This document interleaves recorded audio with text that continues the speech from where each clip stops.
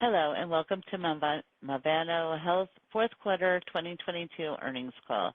I would like to remind everybody that this call is being recorded, and a replay of the call will be available on Movano Health's website at ir.movano.com.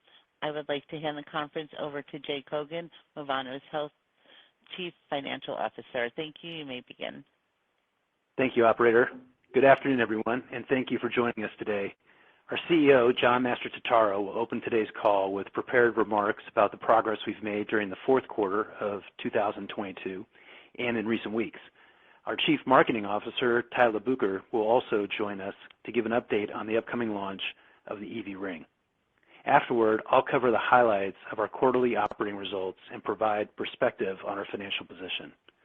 Finally, Movano Health's founder and Chief Technology Officer, Michael Liebman, and Stacy Salvi, our Vice President of Strategy, will join John, Tyler, and me for the Q&A. Before we begin, I would like to remind everyone that we will make forward-looking statements during today's call. Whether in prepared remarks or during the Q&A session, these forward-looking statements are subject to inherent risks and uncertainties. These risks and uncertainties are detailed in the Risk Factors section of our filings with the Securities and Exchange Commission, specifically in the company's Forms 10-Q and 10-K. Except as otherwise required by federal securities laws, Movano Health disclaims any obligation to update or make revisions to such forward-looking statements contained herein or elsewhere to reflect changes in expectations with regards to those events, conditions, and circumstances. With that, I'd like to turn the call over to our CEO, John Mastrototaro. Welcome, everyone. Thank you for joining us for Movano Health's fourth quarter earnings call. We're quickly approaching our second anniversary as a publicly traded company. It's remarkable how far we've come, and given our progress, I'm even more excited about our company's future potential. We're creating a new standard for the fast-growing health wearables category, driven by our belief that health data should be more accessible, more actionable, and more accurate. We're forging new territory by developing products positioned at the intersection of medtech and consumer devices, a market opportunity we believe is conservatively worth $50 billion in the U.S. alone. We've made significant progress over the last quarter and early part of this year as we prepare for the commercial launch of the EV Ring, and I wanted to briefly highlight some of the key milestones you'll be hearing more about in today's call that give insight into our preparedness and potential demand for the smart ring, including the following. We successfully completed our pivotal hypoxia study, which resulted in the EV Ring having accuracy well within the FDA standards. Ahead of the planned summer launch, we announced the EV Ring at CES in January, and the media and consumer reception was and continues to be incredibly positive. We commenced our first round of beta programs with 4 previously announced partners to evaluate the EV Ring, and given continued strong interest in our solution, today we announced the second beta program with a new slate of partners, among which are a global athletic apparel company and 2 additional leading global medical device companies. We also continue to make progress with our proprietary RF technology, which is the engine driving our glucose and blood pressure initiatives. We will be conducting blood pressure and glucose clinical studies imminently using the single chip technology for the first time. What separates our company from the competition is that we're building Movano Health as a medical device company. We're going the extra mile to achieve a level of trust and credibility not offered by other consumer wearables. We have a quality management system run by our quality, regulatory, and clinical team to ensure appropriate product design and testing processes are followed. We run formal clinical trials as mandated by FDA regulations, and we are using HIPAA-compliant systems to maintain data security. We're also employing the services of a multi-billion-dollar FDA-compliant contract manufacturer to assure the quality of the ring as a medical device. And as a medical device company, we are on track to file our first 510K this spring for EV's heart rate and SpO2 data after completing a successful hypoxia pivotal trial in Q4 of last year. In comparing the overall accuracy of the ring's data with data from the study's reference devices, EV resulted in an approximate 2% margin of error, well below the FDA consensus standard of 3.5% for SpO2. Additionally, during the study, EV's heart rate monitor had root mean square error of approximately 2 beats per minute, which is also in line with the FDA's requirements. Now that we have achieved the accuracy benchmarks required by the FDA, we are gathering the documentation needed for the FDA submission, which is no small task. The submission requires hundreds of documents beyond data from our studies. Once the 510K is submitted in the spring timeframe, we expect the process with the FDA to take about 3 to 4 months. The timing of the launch may dovetail with a decision from the FDA, which will allow us to launch EV as a medical device. If not, we're prepared to launch EV as a wellness device this summer and then leverage the FDA clearance as an opportunity to highlight the higher standard of accuracy our product delivers, which we believe is one of our competitive advantages.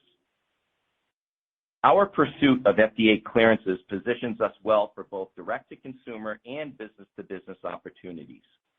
With end-to-end solutions that give customers a comprehensive look at their health data, our wearables are being designed to address accelerating consumer demand, as well as the unique needs of healthcare and other enterprises such as medical device, pharmaceutical, payers, and more.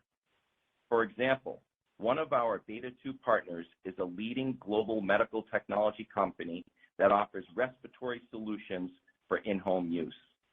Currently, in the U.S., there are over 50 million people with various pulmonary conditions, and the ability to offer a wearable solution that monitors oxygen levels throughout the day and the impact of one's daily activities on his or her oxygen requirements could be a game changer for those affected. Our expectation is that our beta programs will highlight the opportunity for integrated product partnerships with the EV Ring to monitor a variety of specific medical conditions, improve patient outcomes, and act as a driver of innovation and growth. As you know, the EV Ring will be our first commercial product planned for launch this summer and will take us from a pre to a revenue-generating company, representing a major inflection point for us. As the first medical-grade smart ring designed uniquely for women, we believe EV delivers on a major unmet need, and this was validated by the outstanding reception to the unveiling of the ring at the Consumer Electronics Show in the first week of January. Let me now turn the call over to our Chief Marketing Officer, Tyler Bucher, to update you on our marketing strategy leading up to the EV launch. Thanks, John. As you mentioned, EV made an impressive debut at the beginning of the year and came away with 11 Best of CES awards from premium media publications, including CNN, USA Today, Wired, and Digital Trends. The media coverage really highlighted our focus on women, the open design of the ring, the portability of the charger, and the benefit of a sub-$300 price point, particularly with no monthly subscription. We also had many conversations about the timeliness of a device that is made specifically for women, and particularly the misnomer that women are considered a niche market. The femtech space is set to grow to $48 billion by 2030 in the U.S. alone. And when you consider women make up more than half of the U.S. population and control or influence 85% of the household spending, we see this as both a significant and a timely opportunity.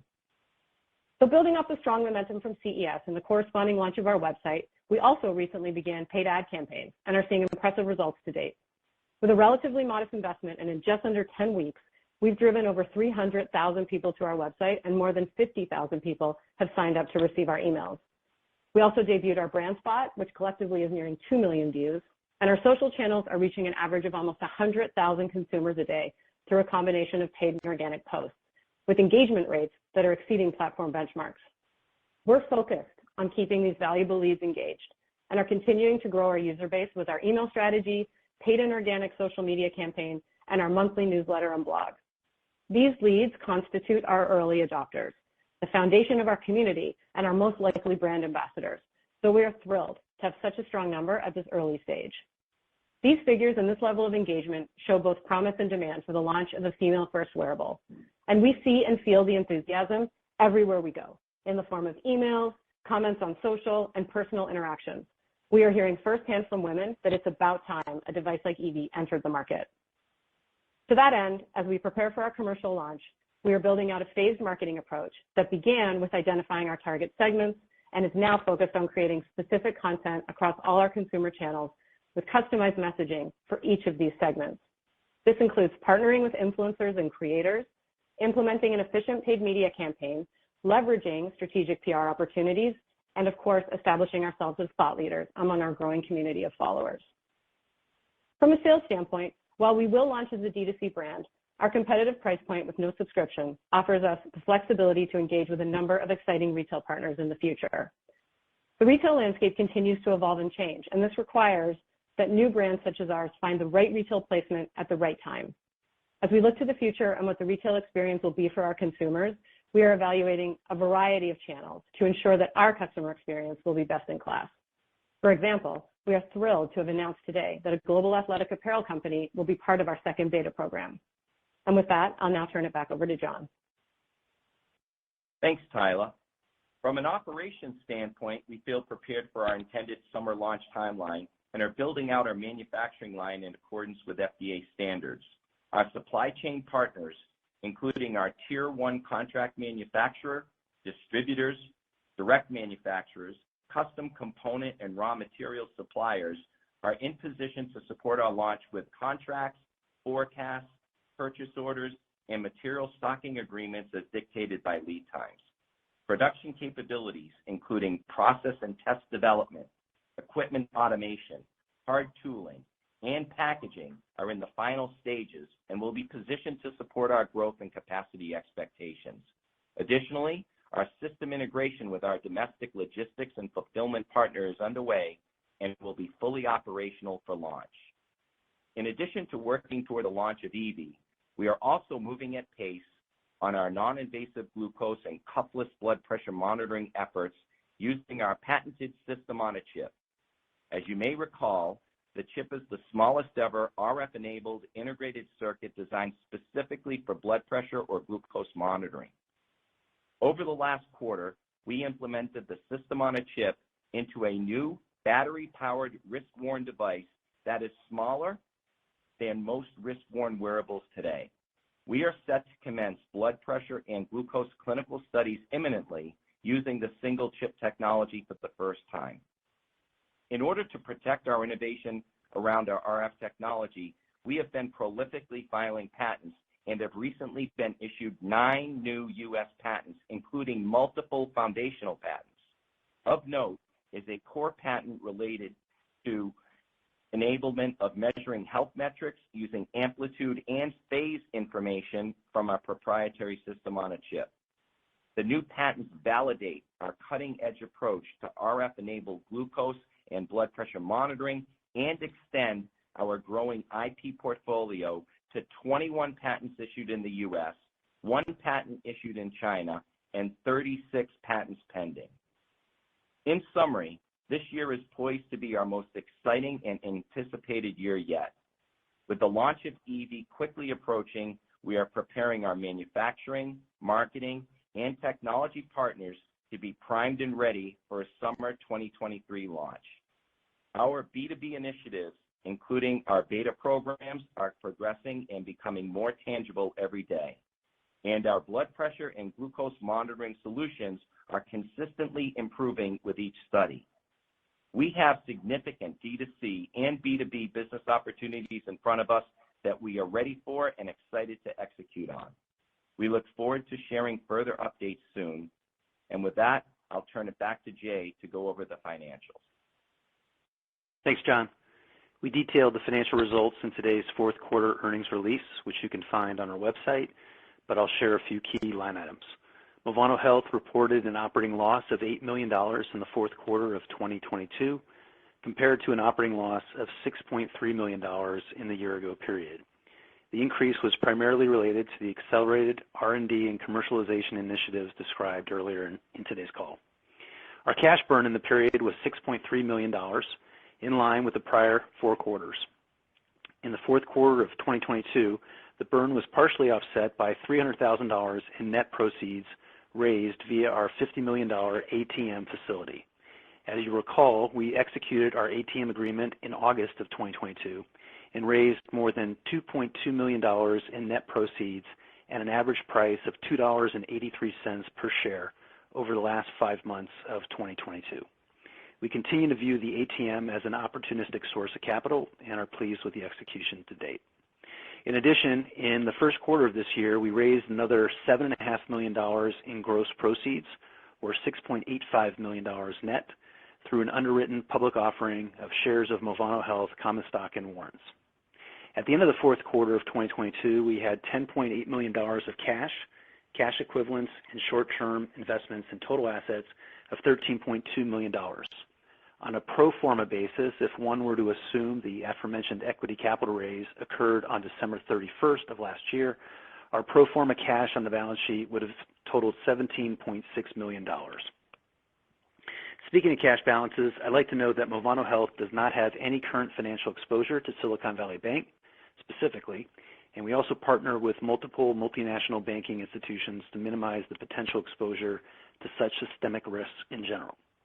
We will not be providing specific financial guidance, but as you've heard in today's quarterly report, as well as through our commentary on previous quarterly calls, we're making great progress toward the direct-to-consumer launch of the EV Ring in the summer of 2023, as well as our other B2B and clinical initiatives, and doing so on a capital-efficient basis. As that concludes our formal remarks, we'd be glad to take your questions. Operator, we're ready to begin the Q&A section of the call. Thank you. We will now be conducting a question and answer session. If you dialed into the conference via phone and would like to ask a question, please press star one on your telephone keypad. A confirmation tone will indicate your line is in the question queue. You may press star two if you would like to remove your question from the queue. And for participants using speaker equipment, it may be necessary to pick up the handset before pressing the star keys. If you have joined us from the webcast link, you can ask a question by clicking on the question mark icon and hitting send after you type into your question. One moment, please, while we pull for questions. Okay, Operator, I can see in the webcast link that we have a few questions already in queue, so while we're waiting for the phone lines, why don't we start with the webcast link, and I can go ahead and ask those questions, and then I'll come back to you when we're ready for the phones. John, the first question is for you. Remind us of why you're so excited for this next round of clinical trials. What do you think you're going to see? How's it related to the recent press around Apple and their progress towards bringing a non-invasive glucose monitor to market? Thanks, Jay. Great question. First off, I just want to say that we're really excited about the robustness of our patent portfolio with 9 new patents issued since our last earnings call. And these patents cover a variety of topics, but primarily it's focused on the design of this RF chip, its use in healthcare and making measurements of things like blood pressure and glucose, and lastly around the algorithms that we use to convert the measurements that we take into the metric of interest. So that is a really positive state for us right now, and we're very excited about that. The second thing is, as it relates to clinical trials, every time we scale down the size of the technology, we've gotten improved fidelity and better accuracy with our platform. We went from a pizza box size device in the past, as you may recall, to an iPhone size device, then to a kind of bulky wrist-worn device, and now we're down to something that is the size of a bracelet, which can be worn, where we have really nice connection between the RF energy and the body to be able to make the accurate measurements. And this improvement over time in terms of our hardware has been very meaningful. And every time we scale down that hardware, as I've said, we get better data. So we're really excited about the start of this next clinical trial where we're using our integrated circuit chip. As it relates to Apple's recent press, they announced that they had started with a desktop device, and they're making optical measurements versus RF. And that desktop device they've been trying now to scale down, and they mentioned in the article, and we see what you see, but they mentioned that they were in the process with their engineers of trying to get it down to the size of a device that's about the size of an iPhone, which is where we were 2 revisions ago. So from a hardware perspective and a scale down perspective, we believe we've got a very significant lead because now we're down to a chip that's 4 millimeters by 6.7 millimeters in size, which could even be put into a ring form factor. So we're pretty excited about that. And then as it relates to the technological differences between optical and RF, I want to turn the call over to Michael Liebman, who's our CTO and founder of the company, who's the expert in this space, and let him reply to that aspect of the question. Yeah, thanks, John. I think first to add to what John said, we migrated this technology from what was before 4 ICs to a single IC. And I think we also mentioned before that's at 22 nanometers, which is really the cutting edge of what GlobalFoundries, our chip partner, has developed. And that's really improved our sensitivity by going to that process, as well as combining all of our chips into a single IC.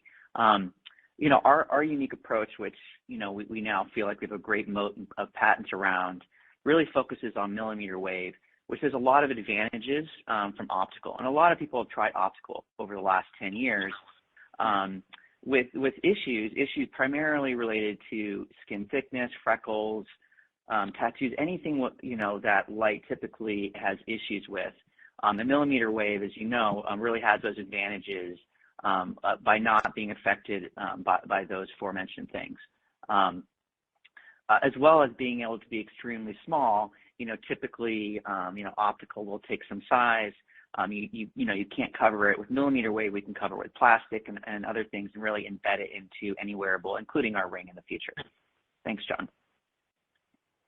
We actually have a couple more questions, follow-ups on this point, so I'm going to go ahead and ask those. And John and Michael, if you want to just decide who's going to answer. But one question is, are we able to talk a little bit more about the composition of the studies? Where are we doing the studies? How many subjects will be in the studies, et cetera? And then another question is, when do we expect to generate some data from these studies or other future studies that we can share more broadly? Well, I'll start. Typically, we initiate trials in-house, feasibility studies, and we're able to bring, for blood pressure studies, for example, bring in 100 people from our local community in and evaluate them over the course of a few weeks when we're looking at blood pressure. We compare to a hospital-grade blood pressure system when we're making those measurements. When we get to the point of conducting our pivotal trials, we will do those with third parties that are unbiased, obviously, and we want to evaluate the data like that, the same way that we did with our heart rate and SpO2 study that we conducted near the end of last year. So that's how we do that. And then I know there's a question about the number of people we evaluate and whatnot. For a pivotal trial for both probably glucose and blood pressure, you're looking at somewhere between 60 and 100 people participating in the trial. This is will be class 2 filings, 510K. When we talk about these filings, typically on a 510K, the FDA provides you feedback within 60 days of your filing, and then you work to answer any questions that they may have. If things go well, these can be cleared in 3 to 4 months. My last company I was with, and this is after the start of COVID, we got 2 510Ks cleared. One was done in 90 days, one in 108 days. Part of that depends upon how comprehensive your package is when you file it, and the amount of questions that the agency may have in evaluating your filing. And I will pause there and see, Michael, do you have anything else you'd like to add? Yeah, I think the only thing to add there is, we typically start in the lab in a controlled environment, so we can really start optimizing, which we were doing now, our algorithms, our antennas, and really perfect that before we go live with patients. So that's usually the first step before we go with patients. Okay, I think the next question is probably for Tyler. How are you building awareness of EV ahead of the launch? How are most people discovering you? Yeah, hi. So CES was a really excellent ignition point for us, and we're continuing to build on that amazing organic press and awareness that we received following the announcement of EV.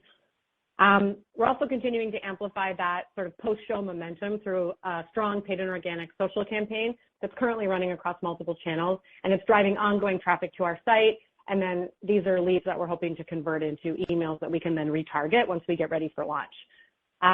In addition, we're seeing new growth on our social channels every day, not only with likes, but very positive comments and a lot of questions about when the device will be available.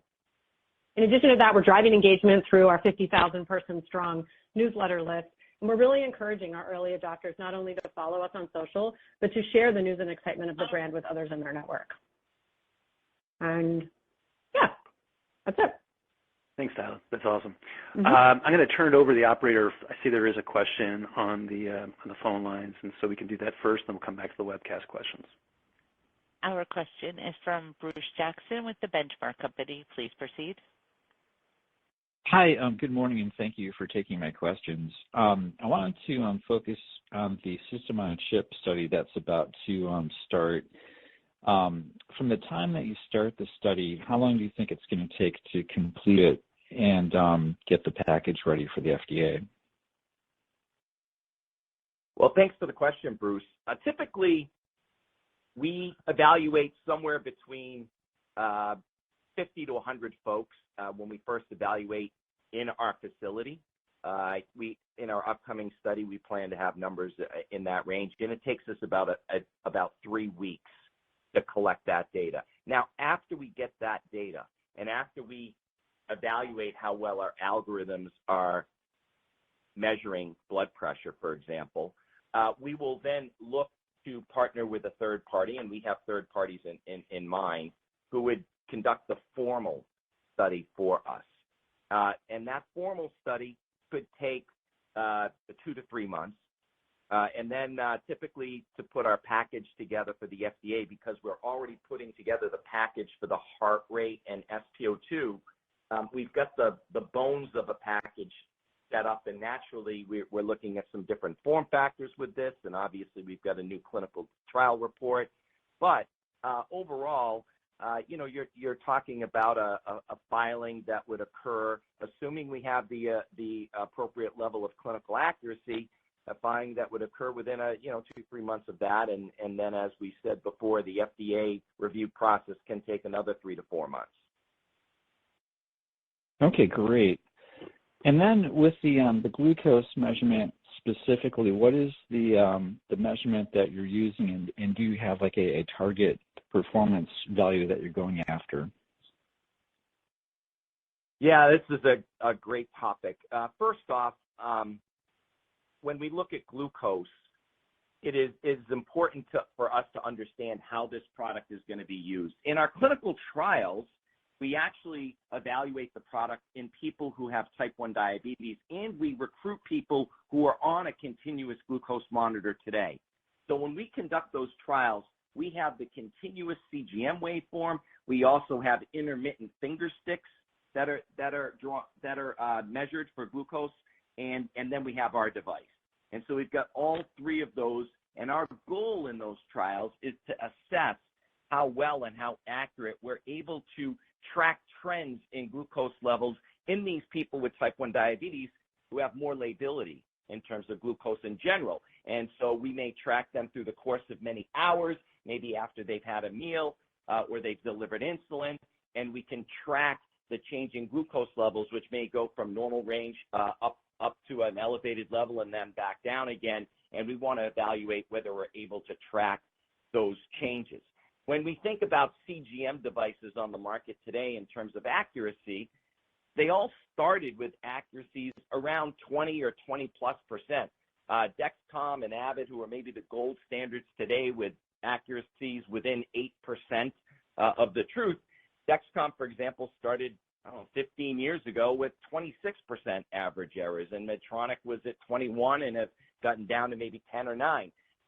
It's taken them many years to improve the accuracy from the 20s down to sub 10% average error. When we're evaluating our product, we will not be, although we're testing it in people with type 1 diabetes, our real focus in the future will be for people who have pre-diabetes or type 2 diabetes not on insulin.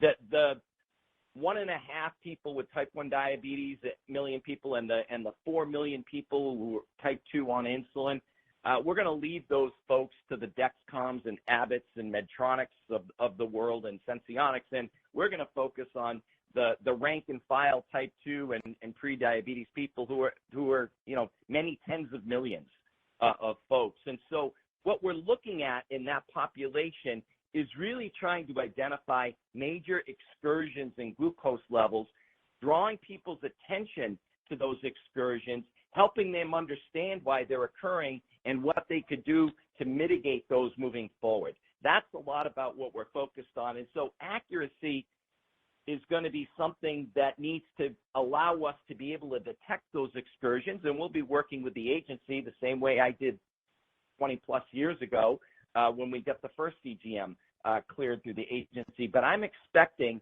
that accuracy will not be equivalent to where the current invasive sensors have gotten, but they'll be closer to where they used to be, and their utility will be really focused on people with type 2 or pre-diabetes, or folks who don't have even that at all, but just want to make sure that they're living an appropriate lifestyle so that they don't become someone with type 2.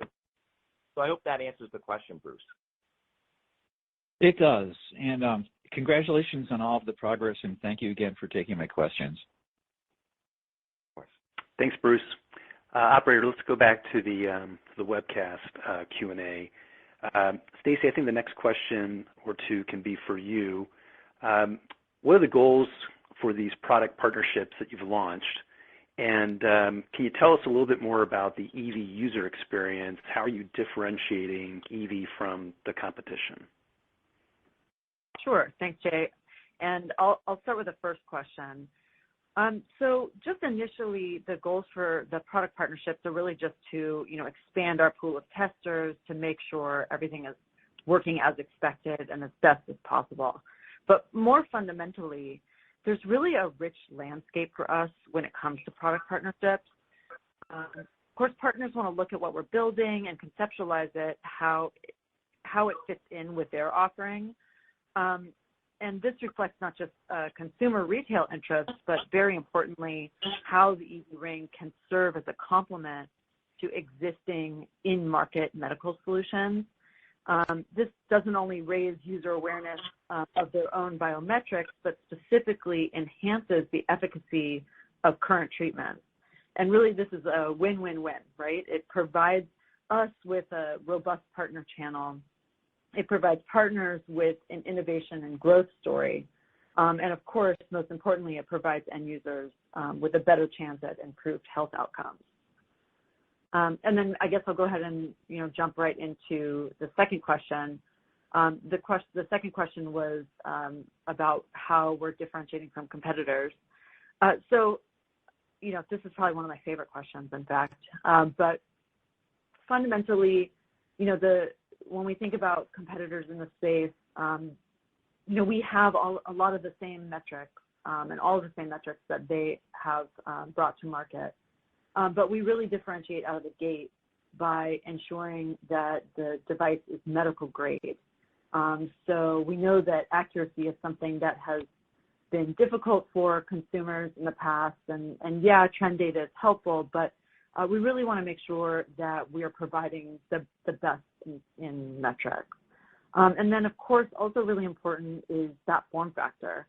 The form factor being slightly flexible, fits over the finger without discomfort. It accommodates for swelling over the course of a day or over a month. And then the charging case is a major delighter that goes without saying. So the experience itself is really aimed at insights and meeting the user where she is in any given day, rather than kind of that standard 10,000 steps a day, which we all know and love, but I think doesn't appeal to a majority of consumers. Great, thanks, Stacey. We have a couple questions. Related to the launch of EV. John, maybe you can start, and if anybody else wants to add as well. One has to do with if we're going to file, just getting some clarification again, if we're going to file for or if we've already filed for FDA clearance for the EV ring. Has that actually happened yet? Will it be a Class 1 or a Class 2 filing? Would we launch EV in the summer without the FDA approval? How long do you think it'll take to get an answer from the FDA? I know, John, you covered some of this already, but just to reiterate that. And then also along the same lines, what other major tasks beyond an FDA filing are still to be completed prior to launch? All right, there's several questions in there, but let me start at the beginning. We have not filed yet with the FDA. We're planning to file this spring. Once we file it will be a 510K Class 2 device. There were many pulse oximeters on the market that were cleared to provide heart rate and SpO2, and that's what we're going after with the first filing. I expect to get some feedback from the agency within 60 days after the filing, and if things go well, I would expect a clearance within 3 to 4 months. If for some reason the FDA has more questions about a product like this, which is new in terms of form factor, and it takes longer, we are prepared to launch the product as a wellness device first, and then later on, when we do, assuming we do gain FDA clearance, we would then at that point be able to have an announcement to that effect at a later date. So that's our current strategy. At this juncture, if things go according to plan, we do think that the timing of an FDA clearance may work out very well with where we are with setting up all the manufacturing we mentioned earlier in the call, getting that established and ready to go for the launch. So that's that process. And then I guess the second part of that question may be any risks associated with the product coming to the market. We have a very talented contract manufacturing firm we're working with, and they're a large firm. They've done this before. Our product will be manufactured in a medical device manufacturing facility. And so we feel pretty confident that we are developing the right processes to be able to manufacture the product in large quantities. We also have done a really great job in terms of sourcing the raw materials that we need.